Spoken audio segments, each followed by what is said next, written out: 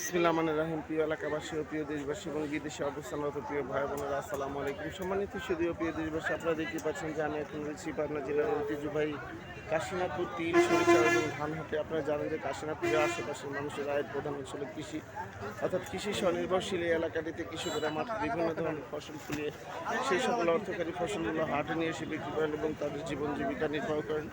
শুধু তাই নয়, এই হাট থেকে পরিবহনকারী তিল, সরিষা এবং ধান বাংলাদেশের বিভিন্ন প্রান্তে গিয়ে ভোক্তাদের চাহিদা সম্পন্ন করছে।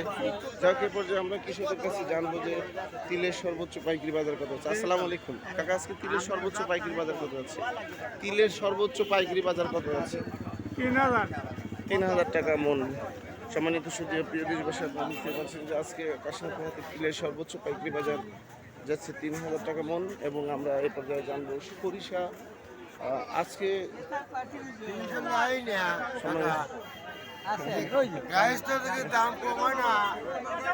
আচ্ছা সরিষার বাজার কত যাচ্ছে? মানে সরিষার সর্বোচ্চ পাইকারি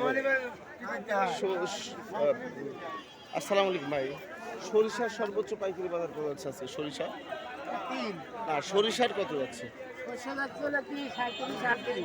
3700 টাকা থেকে 3800